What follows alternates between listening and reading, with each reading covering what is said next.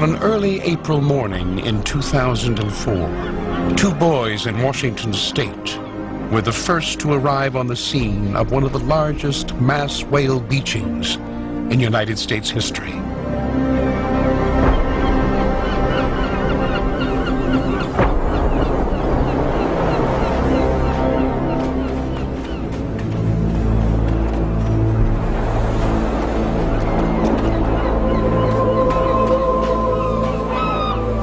Before reporting the find, they spent time wandering among the washed-up whales.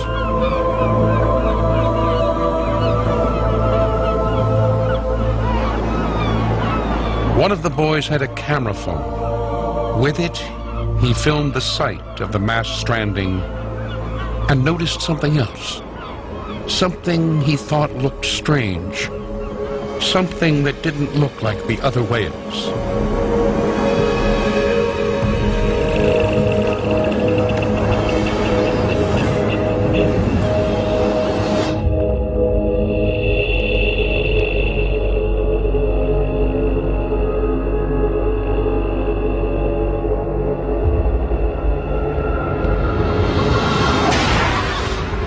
What the boys claimed to have seen would be described differently in official reports, and the footage they shot that day would not be made public until now.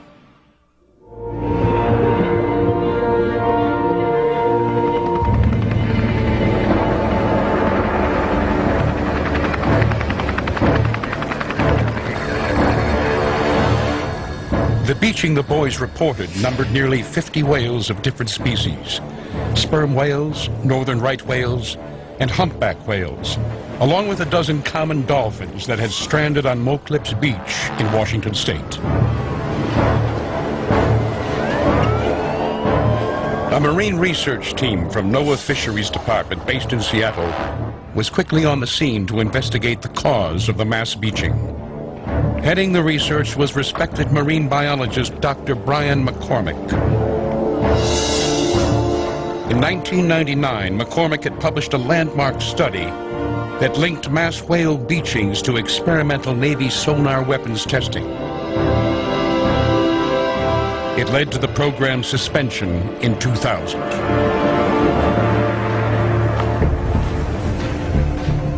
Dr. McCormick and his team suspected that the Navy had begun operating their sonar once more. Now, two members of that team have agreed to speak on camera for the first time about what they claim the Navy discovered, but has never disclosed. I remember looking out over the dunes, and the scale was incredible. I'd never seen anything like it. My name's Paul Robertson. I was a research assistant with Dr. McCormick, working at NOAA for several years by then. By the time we got there, the wind was so bad that it had driven everyone else off the beach, and a storm was coming in, so it was just us and the Navy. And they'd cordoned off a section of beach, and there were guys in hazmat suits. It could have been biologists or medical staff, we weren't sure, but that got our attention. Brian was one of the first scientists to draw the connection between the beachings and Navy sonar use. I'm Rebecca Davis. I was a field biologist at NOAA, working in the Marine Mammal Division, before I joined Dr. McCormick's lab back in early 1999. Blood was visible coming from the ears of the whales. We had never seen that before, where every single whale was bleeding from the ears. That meant they all suffered some kind of trauma. What that was, we could only determine after we examined the organ tissue. We packed up as quickly as we could. I wanted to get the heck out of there. It was like getting sandblasted. But Brian wouldn't leave. He wanted to get as many samples as he could because he wanted to know what the Navy was doing out there.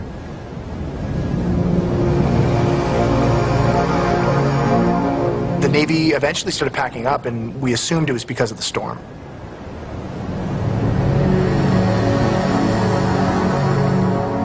After the Navy left, we went down to where they'd been working, and none of the animals had been cut open.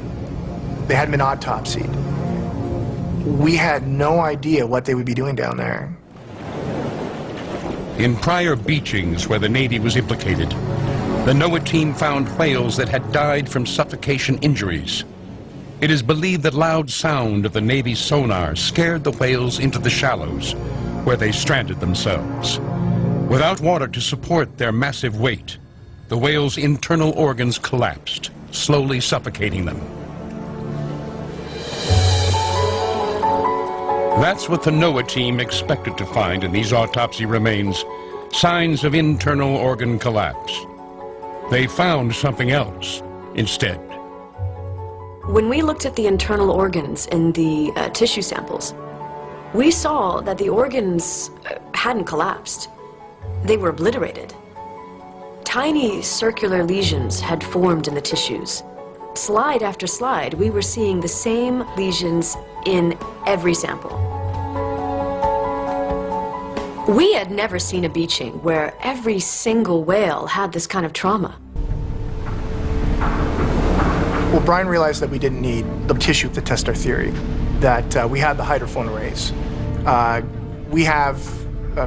NOAA has these arrays on deep sea buoys that record audio, marine life, seismic activity.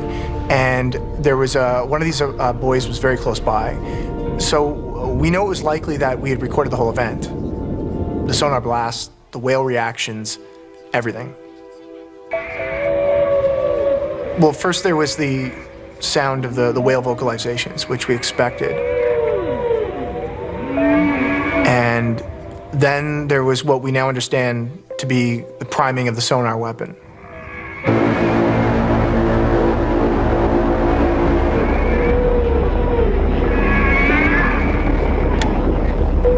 And then there was a moment of silence, and this proved to be the calm before the storm, because then it was bam.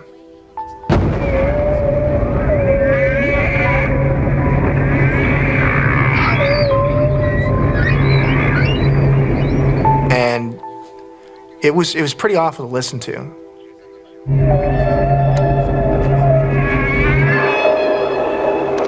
It had to be the Navy. I mean, it could only be the Navy. Brian was so preoccupied with cataloging this sonic blast that he almost missed what else was there.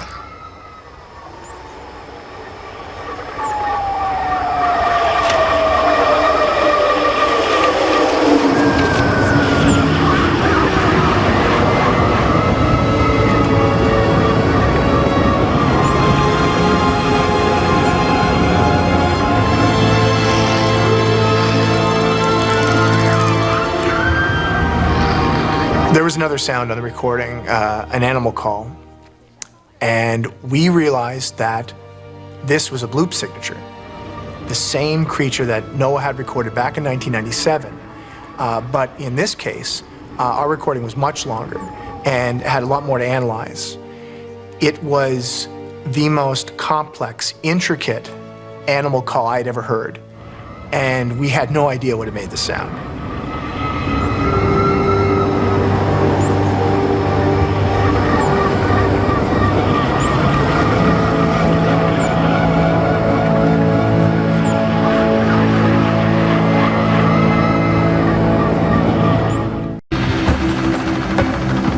In the months following the stranding in Washington state, the NOAA team responded to a sharp increase in mass beachings along both American coasts.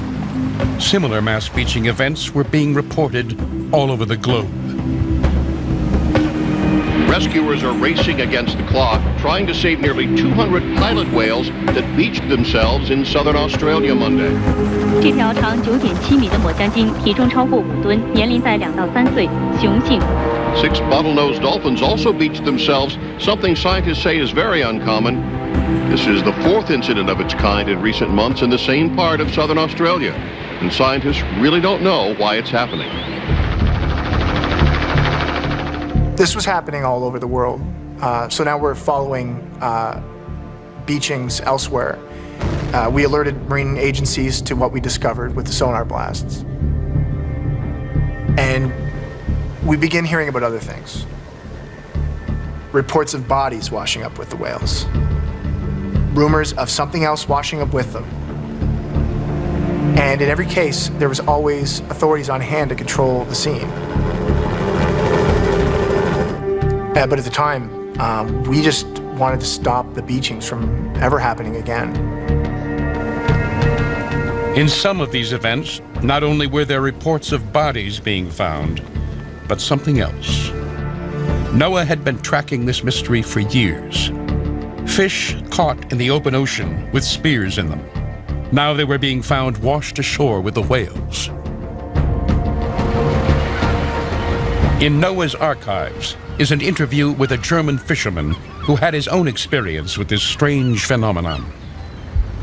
My name is Hans Bauer. My name is Hans Bauer. I grew up in the fishing port of Sassnitz. I've worked my whole life as a fisherman.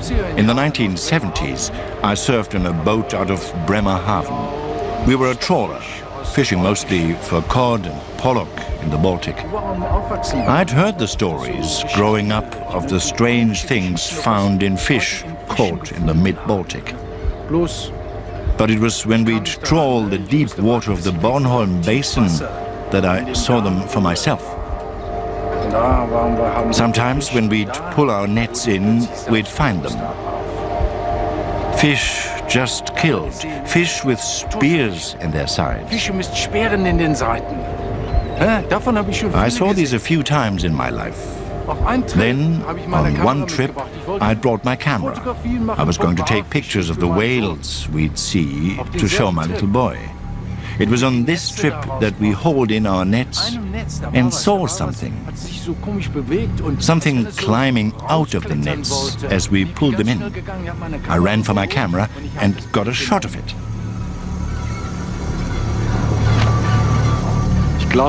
I think this is what was making the spears. I think we were disturbing somebody else's fishing.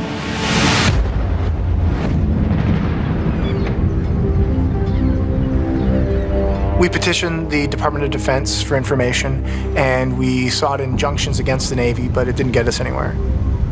The Navy claimed that they were merely studying the anomalies, that they weren't the cause of them. We continued to build profiles of these events, and we went over the one thing we did have, which was the recording.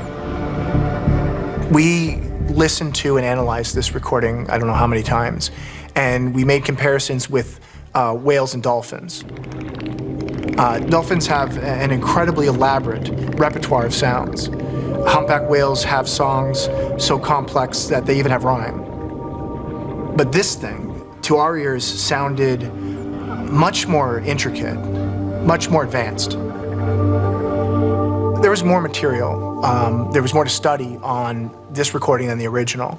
And we thought we had a reasonable chance to crack the code, but it was still beyond us. We needed help.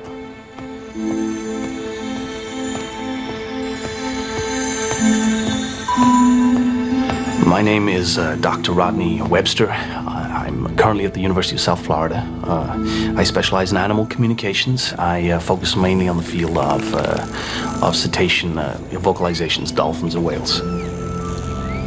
A lot of what I do in my work is I search for signifiers, which are, particular sounds to which you can attach a meaning or a mood. You and I would refer to them as words. So they're words for dolphins. Over the past several decades, we have assembled over 600 signifiers for whales, and with dolphins, we're just starting to scratch the surface.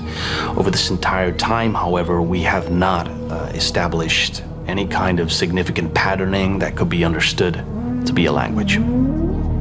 What's so interesting about the 2004 recording is that I could identify literally hundreds of signifiers and arrange these into recognizable patterns. We had not gathered this kind of information in the previous 30 years of studying dolphins and whales. But that wasn't all that Dr. Webster found in the recording.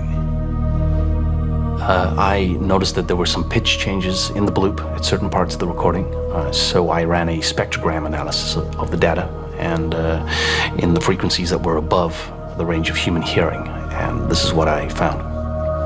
This is it at original speed, with the whale sounds removed.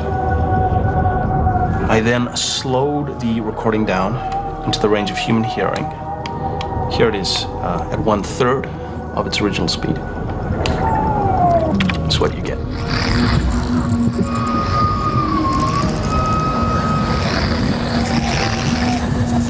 Multiple individuals, literally thousands of different signifiers, at least half dozen individual voice prints. So what you see here is language. They're talking to one another.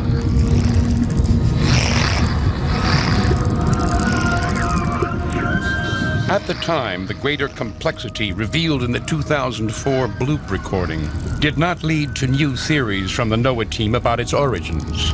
But now Dr. Robertson believes that it should have led them to an old theory, a theory about human origins. It's a theory about us, really, about where we come from. And I know it's always been controversial, but now I think there's really something to it.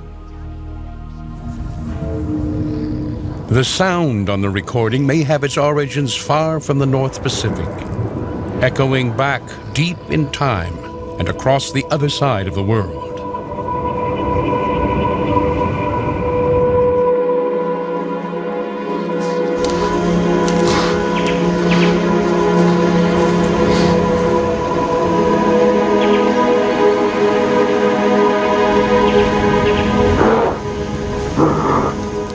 The descent from the trees, rising up on two legs, the story of the rise of humankind. But where did we rise? Was it the savannah? Or was it the sea?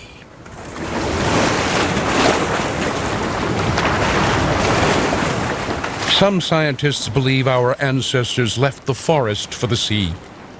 They believe this is where our ability to walk fully upright first evolved, wading in the shallows where food was easily found.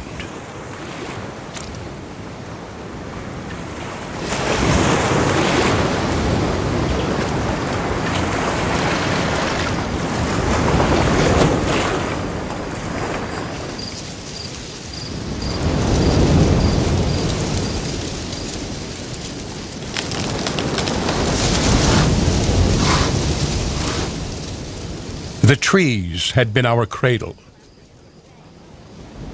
but now we would be shaped by the sea.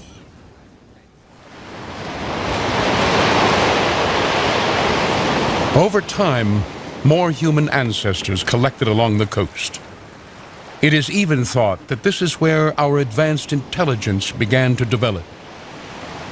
Brain-building nutrients like iodine and fatty acids were abundant in the crustaceans and shellfish that could be gathered here. A time of plenty and a time of peril.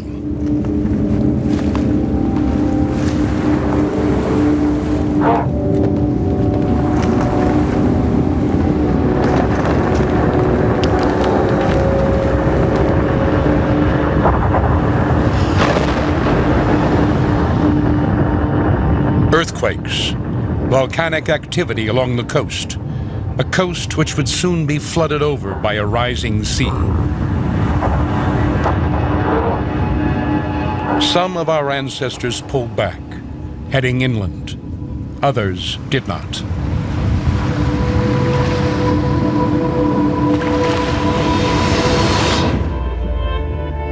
The ability to walk upright on two legs, and a highly developed brain that depends on nutrients found in the sea. These traits and others are claimed in support of a theory of human evolution, called the aquatic ape theory. It suggests the striking differences between humans and most other land animals stem from a time when our distant ancestors lived at least a part of their lives in the sea. We can control our breathing at will, like marine mammals, and we can hold our breath longer than any other terrestrial animal. Trained free divers can stay down nearly 20 minutes, almost as long as a dolphin. Evidence of our aquatic past is still a part of our present. Human babies instinctively hold their breath when immersed in water. Unlike nearly every other land animal, we are practically hairless. Hair creates drag in water. And just like other marine mammals, we are born with insulating fat distributed throughout our bodies. This keeps us warm in water.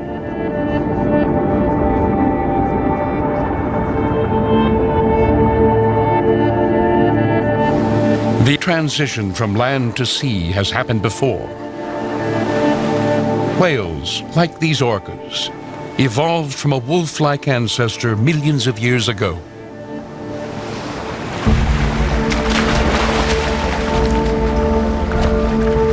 And there are animals where this change is even more recent.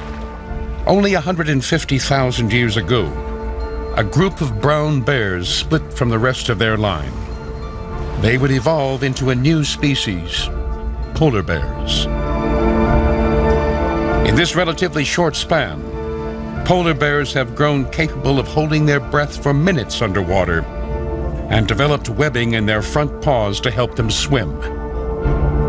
An adaptation unique among all bears. They are becoming a marine mammal.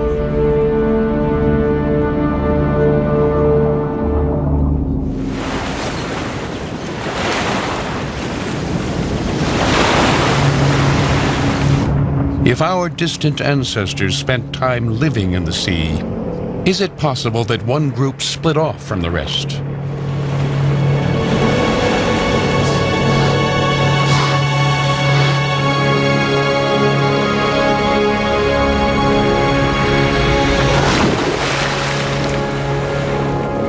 And rather than retreating from the water, did they go deeper in?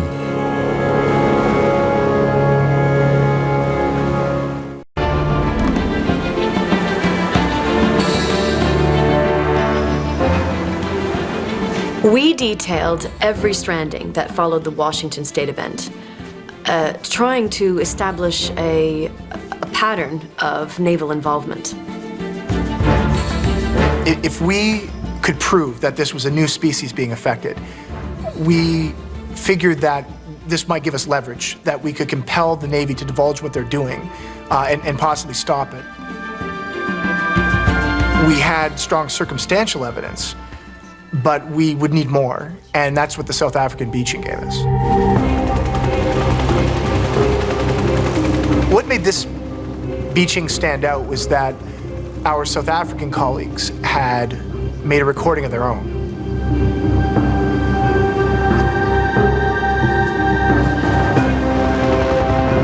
Well, we of course had heard of the work of Dr. McCormick. We'd heard the reports linking large-scale beachings to sonic events, and we'd also heard the rumors that such an event may have affected a species as yet unidentified to science.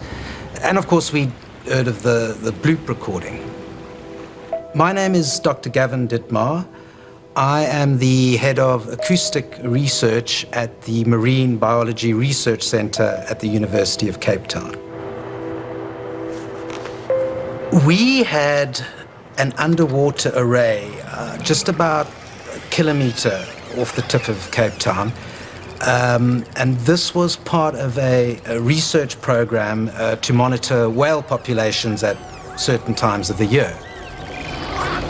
That's why we contacted Dr. McCormick. We now believed that we had found the same thing.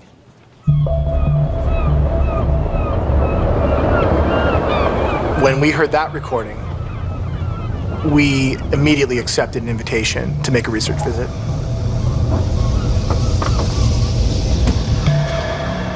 We arrived about 40 hours after the event. And again, we weren't the first. Other official investigators had already come and gone.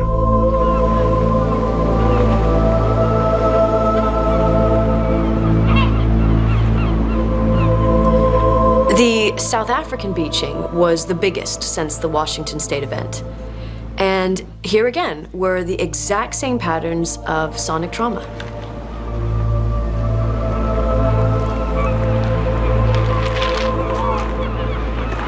What was different in South Africa was the recording itself. Here we had another bloop signature, the same mystery creature that we had recorded. We had the same low-frequency sonic blast. But here, it was what happened before the blast that was revealing. Here was a bloop call similar to the one we recorded. It was obviously the same kind of creature. And this time, there was dolphin chatter on the recording. Not surprising, dolphins are in these waters and they get stranded in these events as well. But here, there was communication, back and forth communication between our bloop creatures and the dolphins, which made us think, is it a dolphin? Is it some new species of dolphin? And from that point on, that's what we thought we were looking for. Again, we petitioned the Navy. We made inquiries of the South African government to see if they were doing joint exercises with the United States Navy. And again, nothing. We were almost finished in South Africa. We'd confirmed this stranding was due to a sonic blast, and we now had 2 of these events on tape. We thought this new evidence would finally compel a hearing about what was happening. But then Dr. Dittmar wanted us to confirm something else. One of the Coast Guard guys rang it in. Thought it would be of interest to our department. It got caught in one of the nets here at Fishhook. My guess that it came to feed on the whale carcasses after the stranding.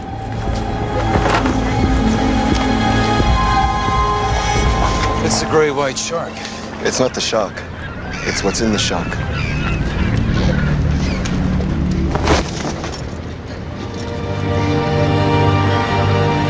It was a mess, and it smelled pretty terrible. There were parts that looked like they might have been from a dolphin, parts that looked like they're from a seal, but no seal or dolphin we'd ever encountered. And there were other body parts too. We had no idea what we were looking at, but we thought right away, jackpot. This was something new. This was a new species.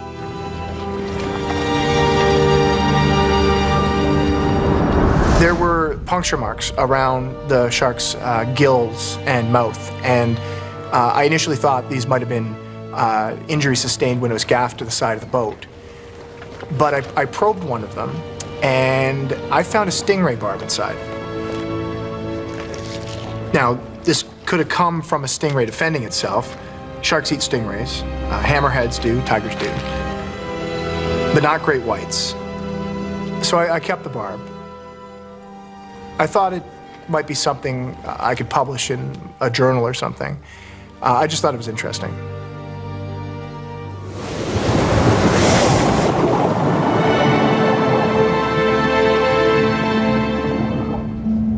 A million years after entering the water, the aquatic apes would have radiated out along the length of the African coast.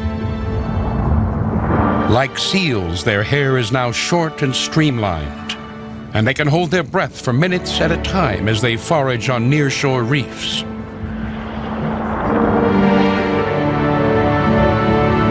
They haven't severed all ties to land. They still go ashore to sleep and to find sticks they use to probe for fish hiding in the corals. But they are increasingly at home in this new world.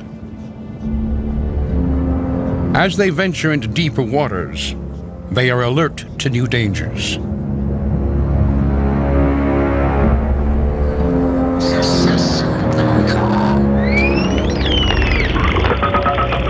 They have found an ally with a common enemy.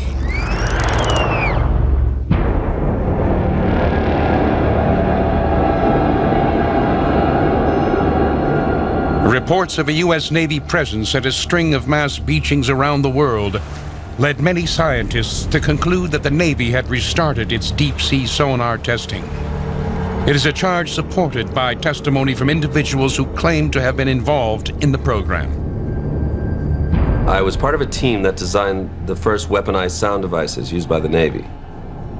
The goal was to develop a long-range weapon that neutralized a target underwater. What the Navy had developed was an underwater resonator, a device that could generate tremendous blasts of low-frequency sonic energy.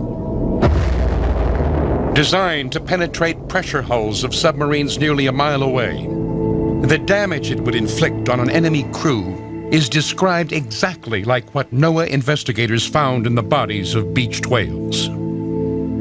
Basically, it would rattle their internal organs so violently it would cripple them. However, the Navy soon began experiencing problems with the devices.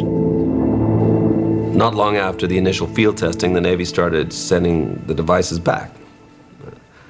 They were being damaged in the field. I mean, this seemed impossible. Because the way the resonators work is that a dozen of them is strung out on a long cable line, hundreds of feet deep.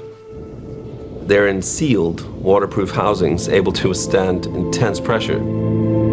So how could they be damaged? When we looked at the return units, we saw that the external housings had been tampered with. Something had physically pulled them off. I mean, none of us knew what to think. What the Navy was requesting, what we were being asked to do, was to proof the devices against something that was physically pulling them apart. Something that was pulling them apart in the middle of the ocean.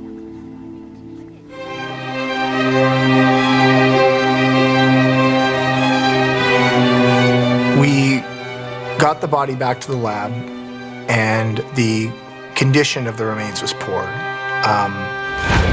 We estimated we recovered about 30% of the body, so we know going in that it was going to be difficult to piece together. First of all, we took DNA samples to try and establish the genetic makeup of the creature. So now the question is, what kind of marine mammal is this? Is this our strange dolphin, the dolphin from the recording? We started our preliminary analysis, and we started by looking at the rib cage, or what was left of it, and it appeared to be hinged. A collapsible rib cage is a feature of marine mammals who have evolved to dive. The teeth were a total mystery. You would expect a marine mammal to be homodont. That means having teeth that are all the same size and shape. But not this specimen. It had molars, incisors, canines, omnivore teeth. There are no marine mammals that are omnivores. Of all the pieces we had, the tail fluke was the best preserved. And it looked a lot like a manatee's. And there was, at one time, a cold water species of manatee that lived along the Pacific coast, but they were hunted to extinction. We wondered if maybe that's what this could be, some relic population or undiscovered relative of this animal. We took an X-ray. There were bones in the tail fluke. Manatees don't have that. None of the whales have bones in their tail flukes. So we're thinking, what on earth is this? And then there was the skull. More than half of it was missing. And there was a hole in the partial forehead plate, right above the eyes. I thought it might be a blowhole, but it didn't look like any others I'd ever seen in dolphins. The skull was crushed beyond the team's ability to reconstruct it. They made resin casts to send out to a forensic expert in the hope of reconstructing the creature's appearance based on the skull fragments. So then we looked at the pelvis. There were remains of leg bones. Seals have leg bones, but their femurs, their thigh bones are short. We could tell that even from the sections that were missing, that the ones in our specimen were long. So basically, after all this analysis, we'd come up snake eyes against an entire known inventory of marine mammals. This thing is not a seal, it's not a manatee, and although it talks to dolphins, it's not a dolphin, at least not from what we were seeing.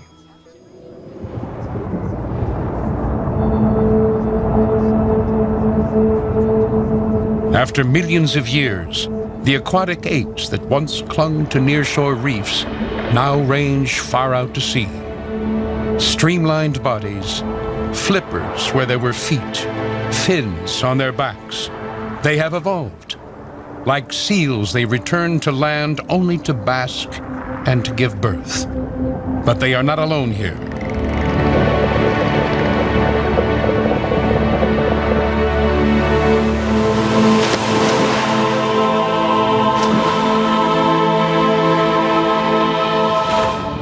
What began as an alliance against a shared enemy is now a bond of friendship and a shared love of play.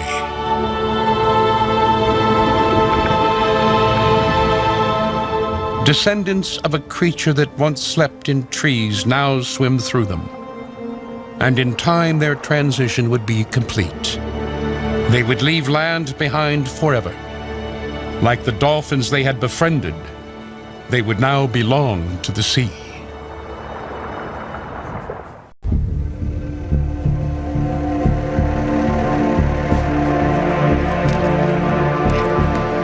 Brian and I tried to make sense of the rest of the parts. We had found a bone that was probably a whale bone. It wasn't part of this animal, possibly part of a rib. It had markings along it, and at the top it had a little notch carved out. And we had no idea what to make of this. Clearly this had been worked on, and we set it aside, thinking we'd send it out for further study. I started working on the phalanges. These are the bones that support the fin or flipper structure of a seal or dolphin. Dolphins have them in their pectoral fins. Seals have phalanges in their front and hind flippers. I kept trying to configure the bones of this animal to try and serve a structure like one of those other animals.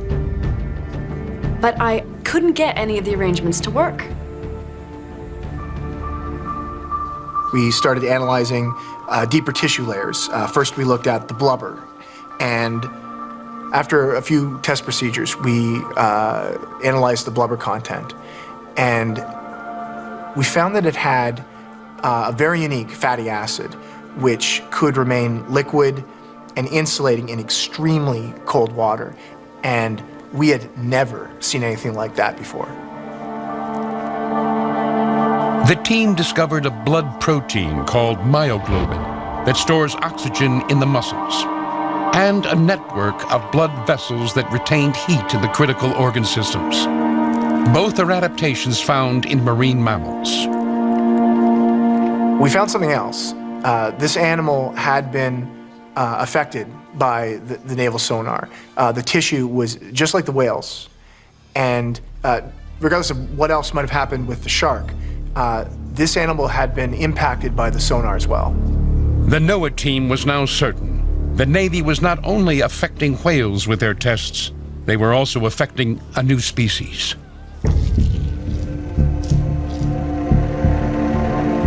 The creature's physiology gave deeper insights into its behavior. Although it was damaged in the shark attack, they discovered a large spleen, another trait of deep-diving marine mammals. Large spleens are common features to marine mammals. It's used as a reservoir for oxygenated blood, and it stores oxygen during deep dives. It's like having a built-in scuba tank inside them.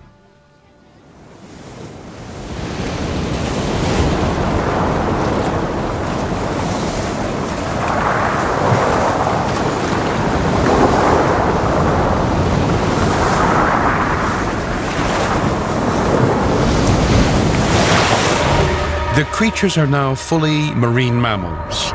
They've shed their hair like dolphins, and pigment adaptations have changed their color, blending them into their blue world.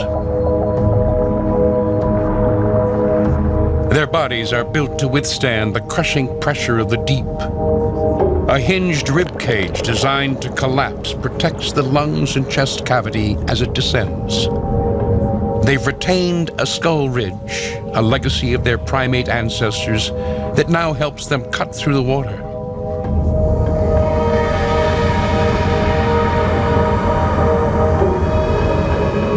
They can stay submerged for nearly an hour on a single breath, putting them in the same class as the deepest diving marine mammals, long enough to go hundreds of meters down to hunt in the twilight layer.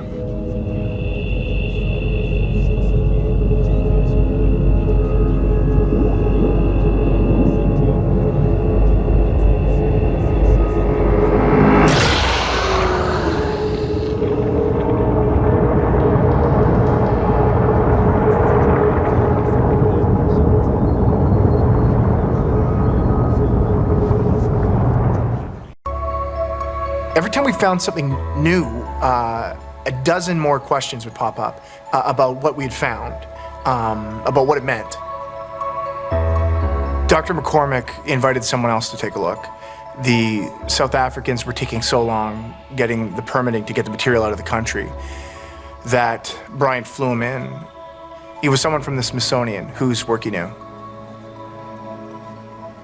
My specialty is in biomechanics, how animals have adapted different means of locomotion. My name is Dr. Stephen Pearsall.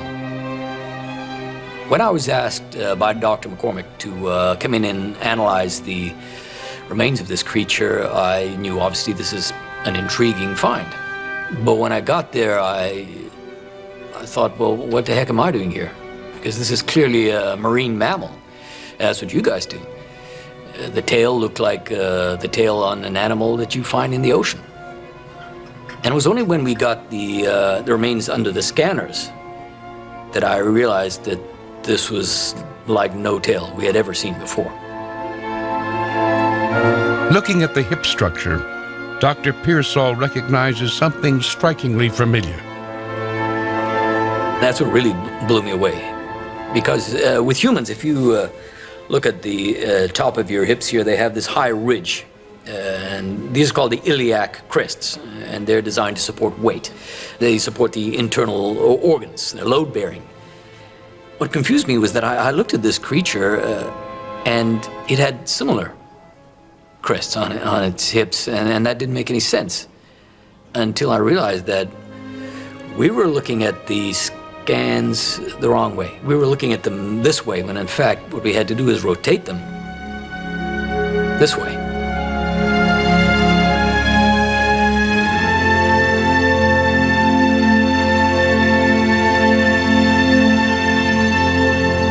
And then that is when it became clear that this creature had a hip structure that was the same as an upright animal. This creature once walked on two legs. And there is only one animal that walks upright on two legs, that walks on 2 feet.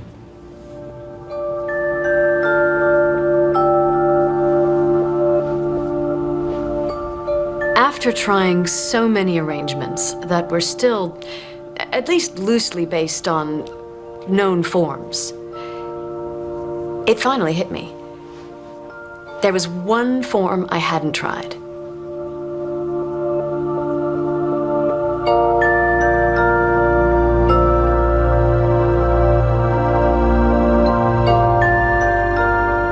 Not fins, not flippers, hands.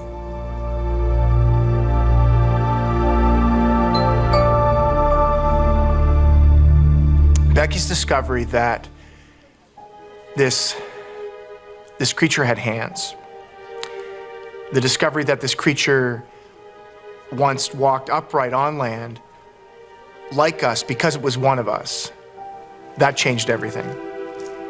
It would change the way we interpreted this creature it would change the way we interpret the world.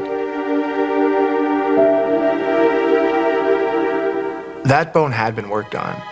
It had been carved by hand. At the top, where the notch was, that was meant to hold something, and we found fibrous plant material wrapped around it, which would have been designed to hold it in place. And then I remembered.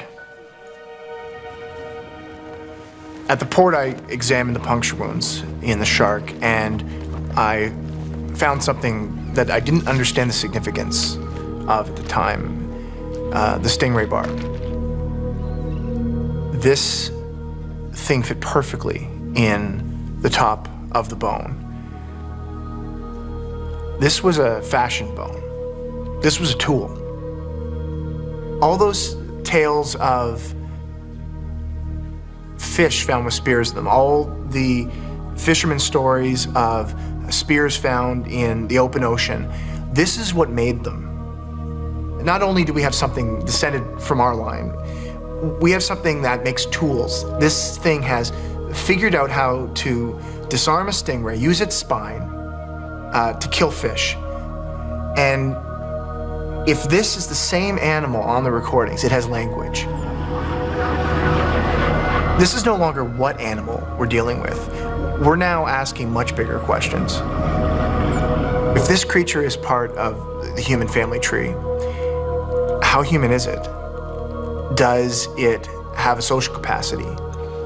We know it travels in groups. Does it have emotion? Does it have empathy? How human is this creature?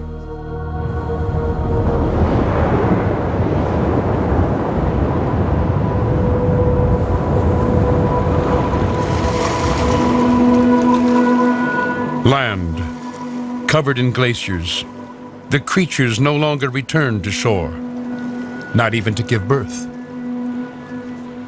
Land must seem a cold and foreign place to them now. A lone scout swims ahead of his pod before the pod makes an open water crossing.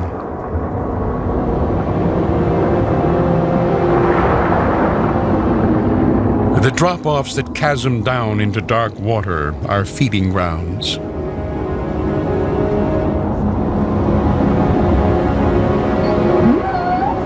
Whales gather here. And so does the shark that preys on them.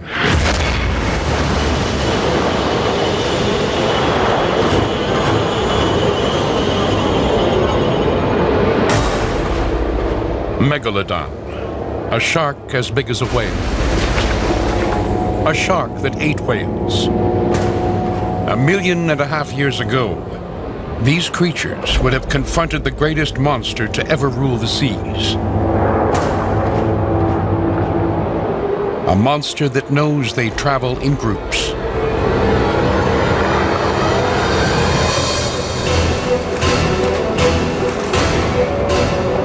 The pod approaches the drop-off. They travel with young, the slow and the vulnerable. They must be warned.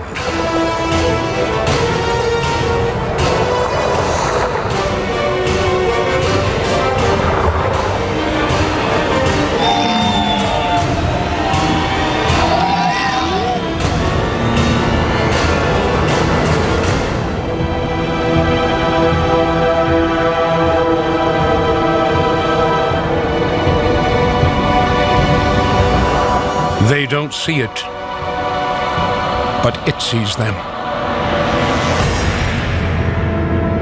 Just as it hunts the whales, the great shark will attack the pod from below.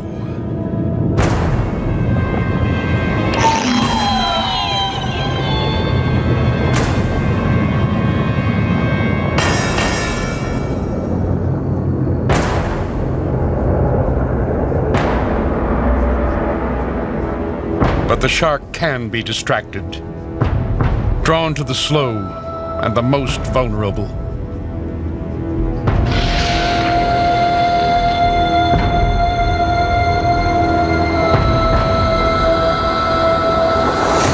This is who the shark will target.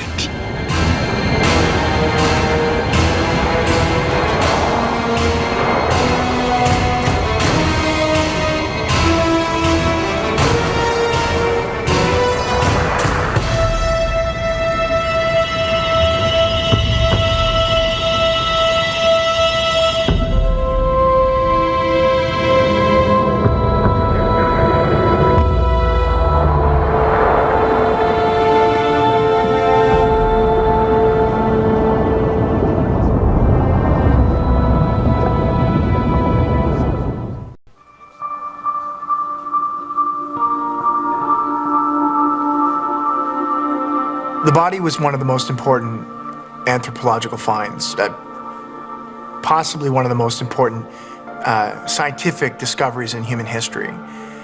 The very definition of human history would have to be redefined.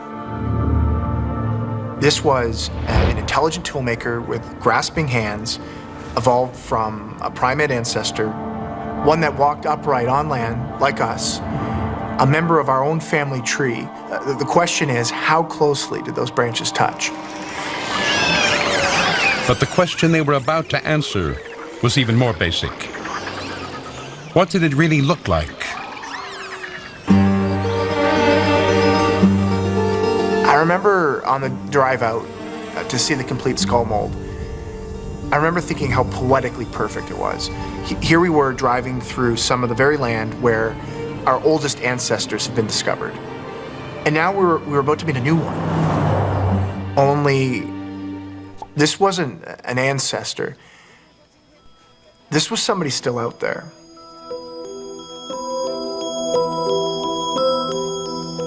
My name is Dr. Leanne Visser. I'm a forensic anthropologist in the Department of Human Evolution at the Witwatersrand University in South Africa.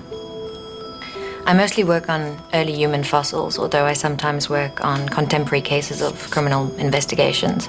I reconstruct the appearance of an individual based on fragments of skull and other bones. I was asked to work on this reconstruction because the team that made the discovery needed help identifying what they believed to be a new species of hominid. These are humans and our closest relatives.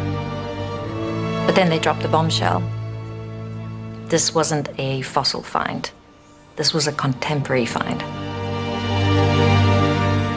A few characteristics immediately stood out.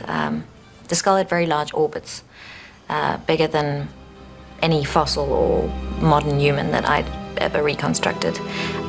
The eyes would be quite big, and large eyes are found in animals operating in low light. Nocturnal animals have them, and some marine animals have them. So this was interesting. The next thing I noticed was evidence of a skull ridge. Such skull crests are found in some of our relatives, but not in modern humans. Apes have them, and they are also found in some of our early ancestors.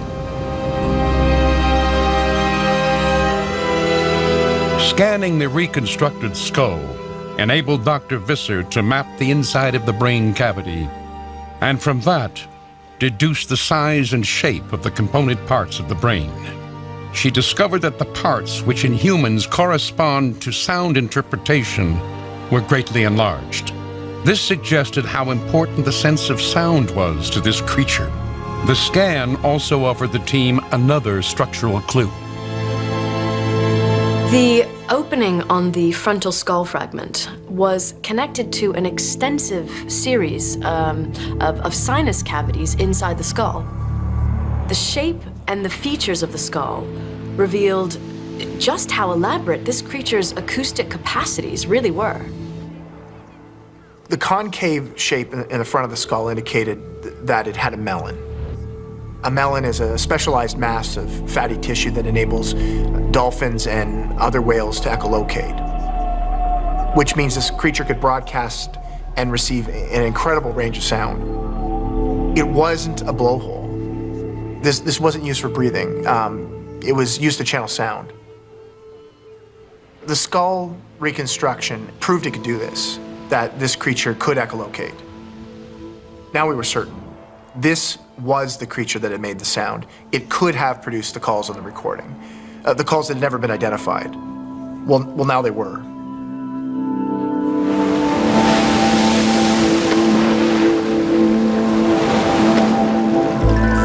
Echolocation, a form of biosonar. The ability to emit high-frequency sounds that bounce off objects and give the animal a mental map of the environment. Sound used to locate food. Sound used to communicate in the deep blue of the vast ocean. To call others of its own kind. And to talk with kindred spirits.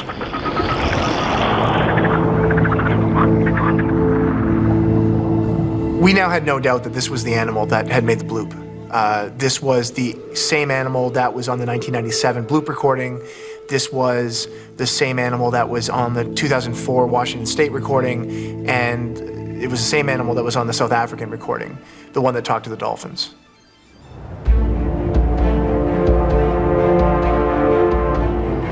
The creatures and the dolphins call to one another to the hunt, the sardine run. Almost every predator in the ocean will converge on a miles-long caravan of migrating fish, but only two work together.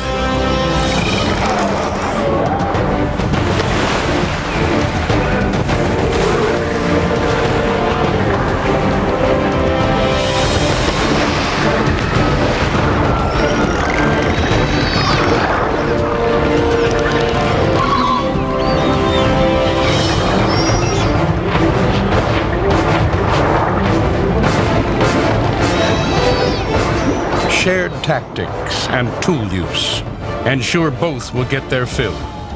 They corral the schooling fish and take turns rushing through the bait ball. The sardines are encircled and ensnared.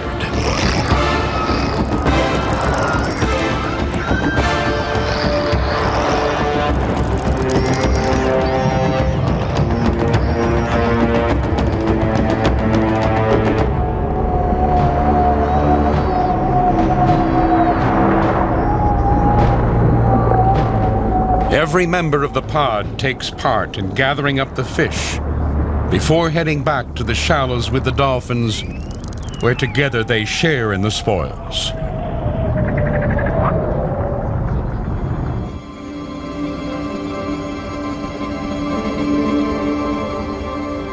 We are such a lonely species, wondering what else is out there. And now we were staring in the face of another intelligence. Another creature like us.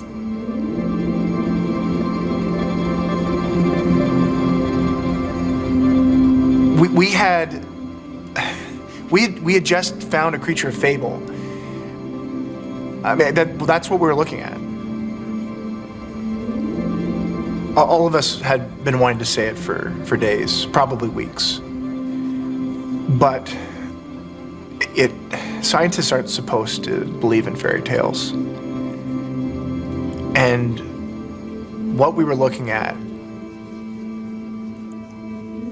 was a mermaid.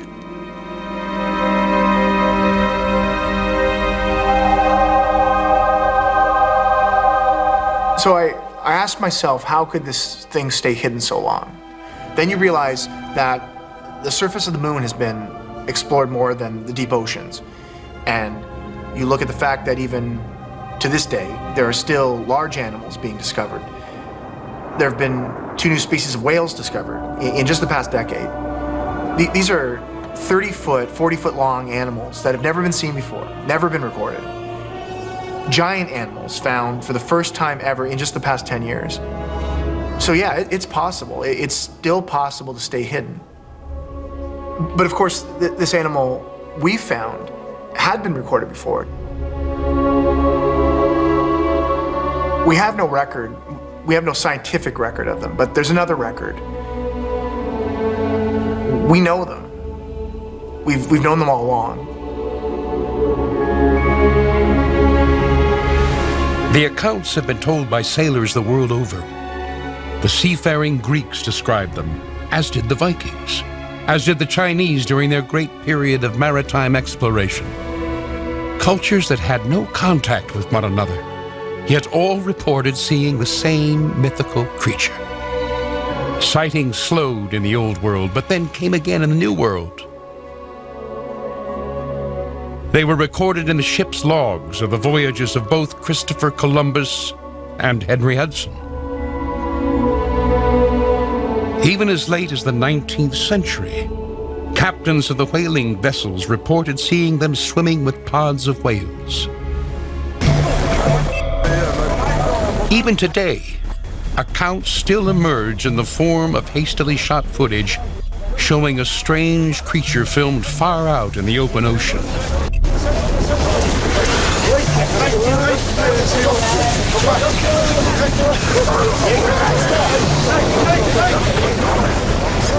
These most recent sightings come from deep-sea fishermen. The most ancient can be found in a desert left behind by a departed sea.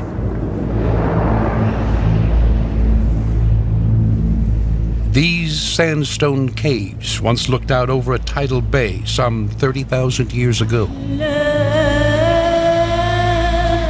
The water has receded, but the memory of the people who lived there remains, recorded in ancient paintings that cover the cave walls.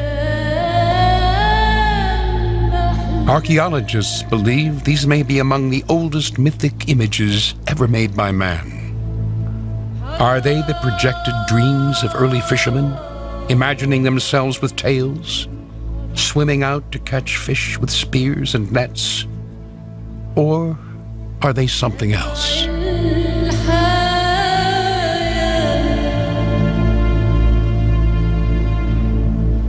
Early humans fought savagely over hunting and fishing grounds. Force was used against rival tribes and against any other competitive threat to a valuable food source. Could that be what these paintings depict? Could these paintings be a record of mankind's conflict with creatures that are now relegated to myth? Did we drive them into extinction, or did we drive them into hiding?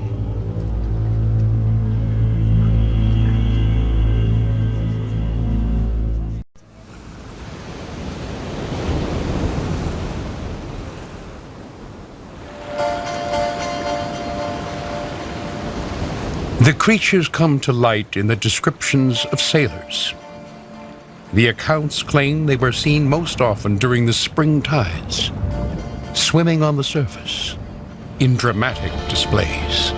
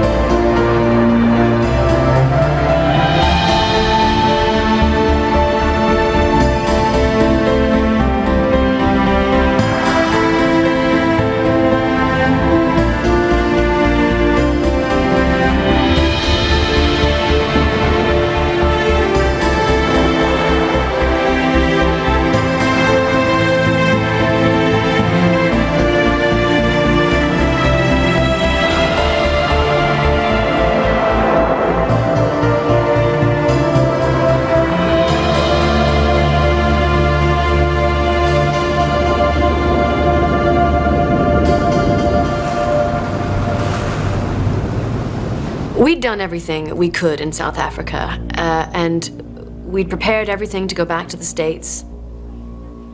Once again, the South Africans were being difficult about getting permits for sending materials out of the country. That should have warned us what was going to happen. It's hard to remember it all now. It's hard to remember how excited we were. But the reason I've agreed to do this is because I think it'll help. Becky and I believe that. Brian, however, is a bit more cynical. I think he doesn't have that kind of faith. And I don't blame him, certainly not after what happened.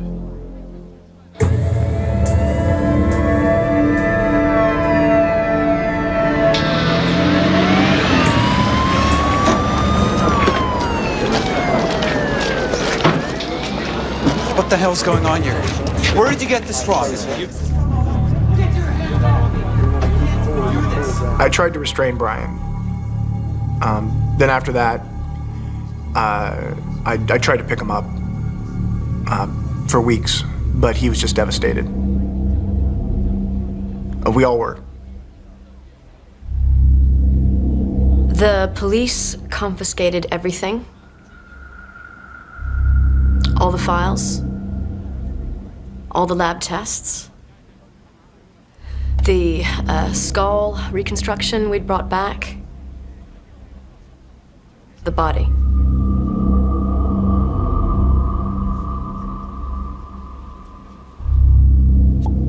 I've certainly never seen anything like it before, and I've worked here for 20 years. This was unprecedented. This was not some normal police raid. This was a slick operation. They came early in the morning when they knew no one would be around. They had all the right documentation. Confiscation of a discovery of national importance. I mean, I've never heard of that before. We knew who did it. I mean, we all know who is really behind it. The tests, the sonar tests. We prove this, and they have to stop the testing. They have to acknowledge that they have a sonar weapon.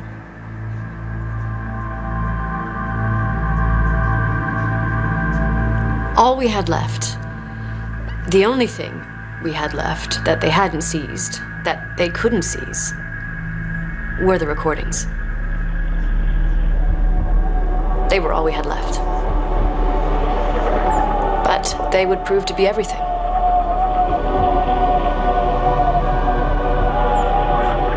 The great whales migrate to warmer waters, to the birthing grounds of their kind, an age-old ritual, a journey of thousands of miles, a journey they do not undertake alone.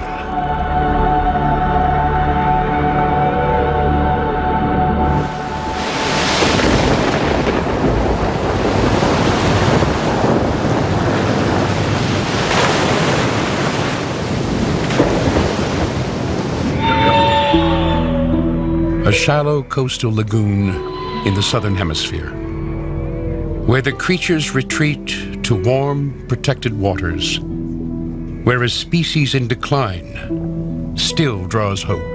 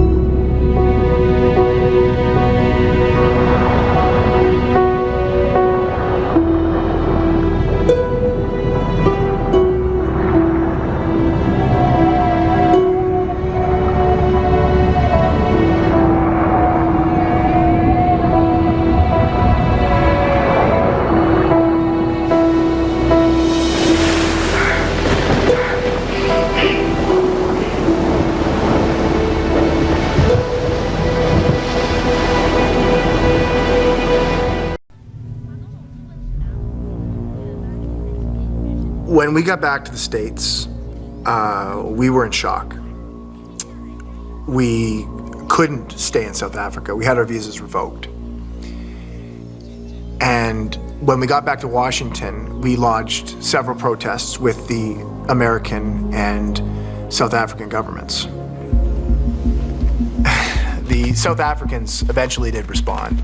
The DNA samples that they had confiscated from the university lab where they're being processed, they shared those with us. Because the DNA readings were so close to human DNA, the lab that did the tests claimed that they had been contaminated with human DNA. They discredited the results. The feeling was like something out of Orwell. This was Big Brother. They were rewriting history, basically writing this creature out of existence. And the question I asked myself is, why? Are they protecting their testing? Are they keeping the creatures for themselves? Are they testing the creatures? We don't know.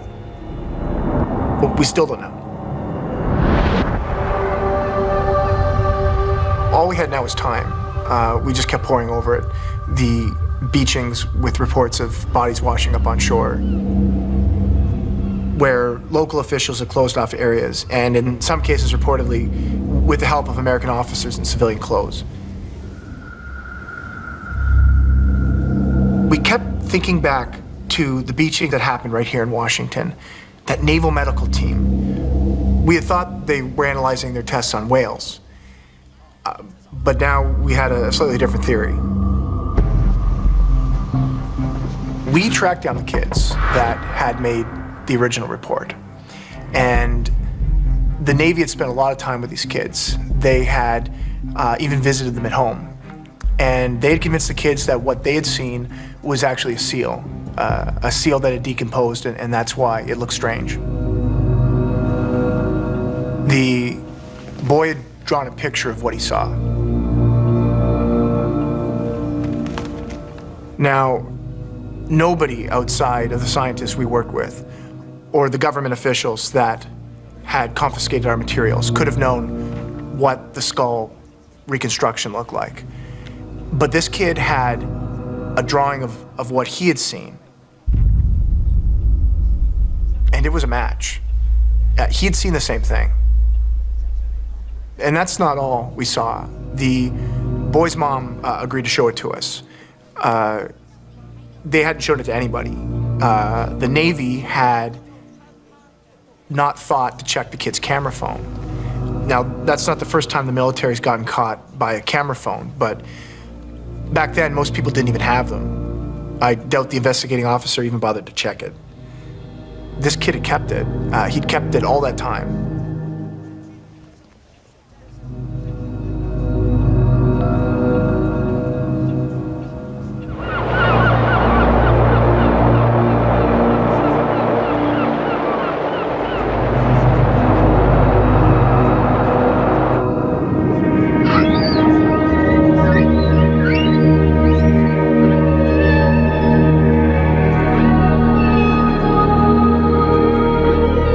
The mermaids travel with whales. They travel with a new member of their pod. It will be his first trip to the northern feeding grounds. Whales offer protection from orcas and open ocean sharks. And females with young can draft off them, conserving energy as they swim up the long length of the Pacific coast.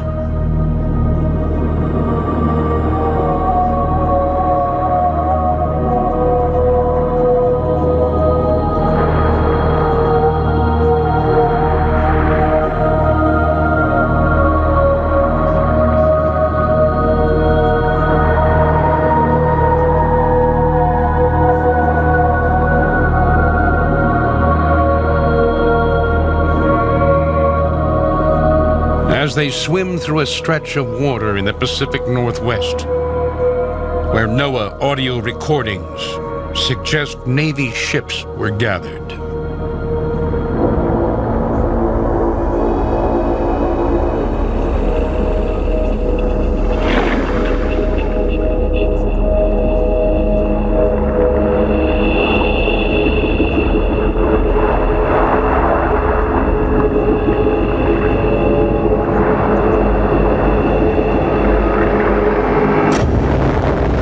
Those reports of bodies washing up on beaches all over the world, we could pretty much make an educated guess as to what those were.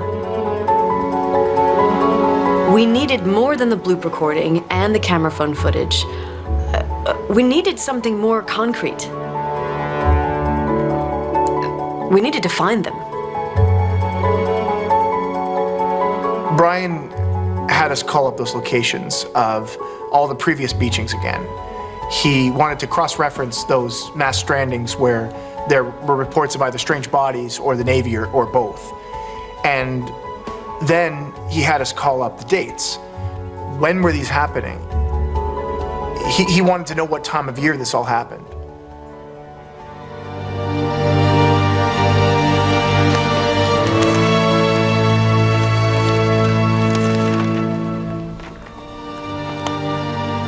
We knew they were washing up with the whales.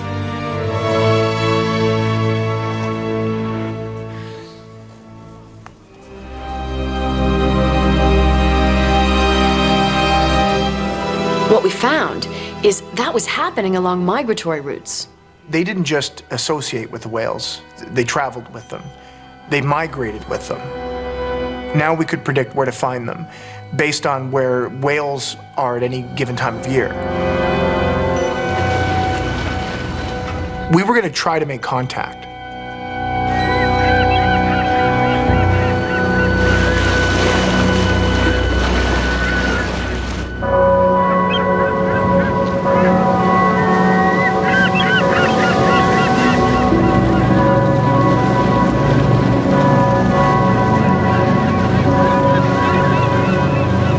We found that the creatures were using established migration routes used by whales. And we went back to the migration data thinking we could figure out where to find them, where we might have a chance of intersecting a migrating pod. And now we had the means of contacting them. We had the South African recording. The plan was to broadcast the recording, the dialogue recording, out into the water. We knew it was some kind of call, and we hoped it would elicit a return call.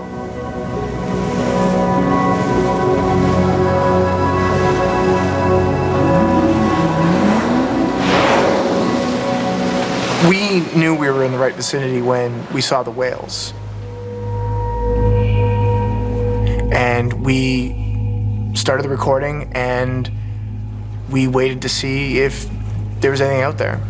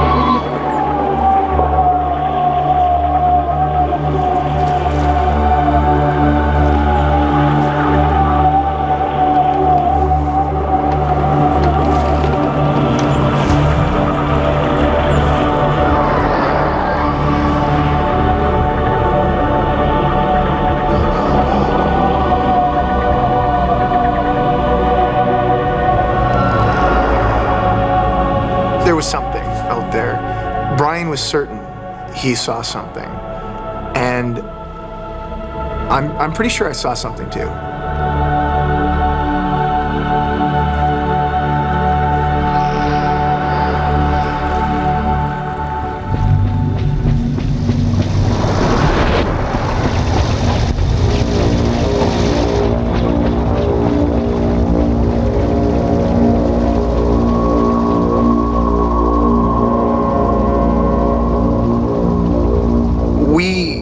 Our activities were being observed. I mean, this was Big Brother. And anything we would have recorded that day, we weren't going to be able to keep. We were not going to get the story out that way.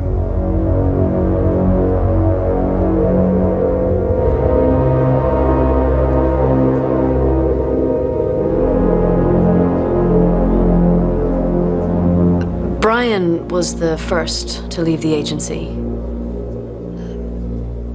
Paul and I left NOAA not long after that. Brian had become consumed, and he'll follow that call to the ends of the earth. And he may very well find them. I know he's still looking. After that day, for me, I'm not sure I can help.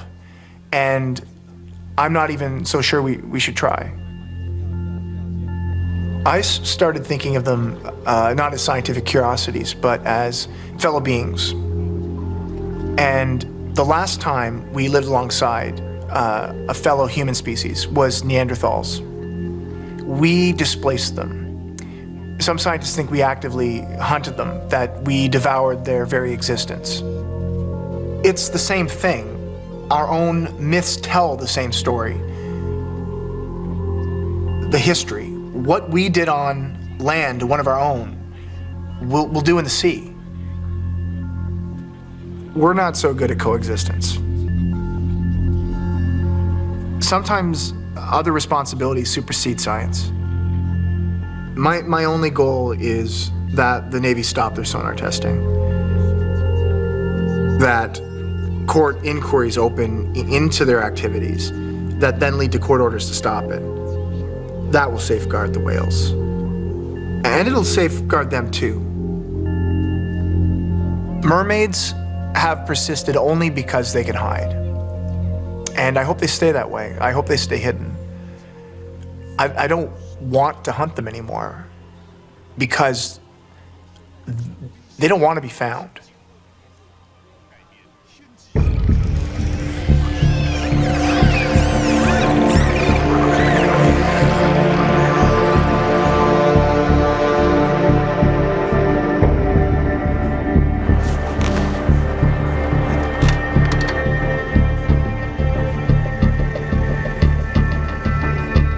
I was only asked to analyze the pelvic and leg section of the find. I never saw the rest of it. All I can tell you is that this was not the result of some strange bone disease or any deformity.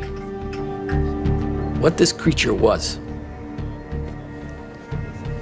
I don't know.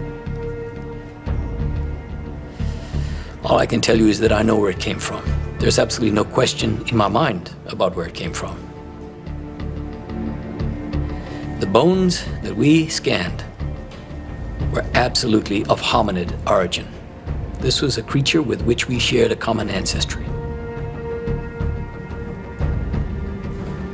We're both descended from the same line. Look, what I saw on the dock that day, I've never seen anything like that before in my life. I have spent my whole life by the sea. I've spent my life in study of the sea. And I've never seen a creature like that before. This was a creature that was new to science. I play these recordings again and again in my mind. The first one from Washington State, the second one from South Africa, trying to figure it out. And I can't. I don't know what they are. I don't know what they're saying. You know, I've never heard anything like it. The only creature with this level of linguistic complexity that I've heard is human beings. It's us. Like I said before, making a reconstruction is like building a jigsaw. The pieces have to fit if the picture is going to make sense, biological sense. Even if one piece doesn't fit, the reconstruction, it doesn't work. In my opinion, the molds that were sent to me were taken from a genuine find. These were genuine molds. This was a real animal. Call it what you like. Well, forget what we're claiming. Forget the recordings that remain. Forget the sworn affidavits from other scientists. And forget our own cultural references of mermaids. There is another culture that remembers them. Nature doesn't lie, so look to nature. There are a few places left on Earth where wild dolphins will hunt with fishermen. They'll actually help humans catch fish. This happens in Brazil, in coastal West Africa, in Southeast Asia.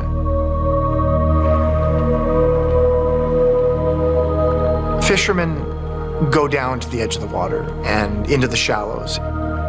They're calling them. They call in the dolphins, wild dolphins, from the sea. And the dolphins answer the call by driving in schools of fish toward shore. Then the fishermen encircle the fish schools and all the dolphins with their nets. The dolphins don't panic. They stay entirely calm. They know that the fishermen will let them out as they pull the nets tight. They let the dolphins out before they pull the fish ashore. And then the dolphins wait in the shallows, bobbing with anticipation in the water as the fishermen give them their share. They toss fish to the dolphins to eat.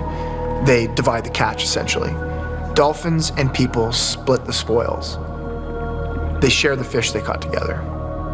cooperation between two animals of two different environments. There is nothing else like this on Earth, and nobody knows how it began, how this partnership started. It's one of the great mysteries of the oceans, how this partnership between people and dolphins evolved. How could people teach dolphins to do this? Well, we didn't. We didn't teach dolphins to do this, they taught us. And I think that they learned it from someone else. We are not the only culture with a memory of mermaids.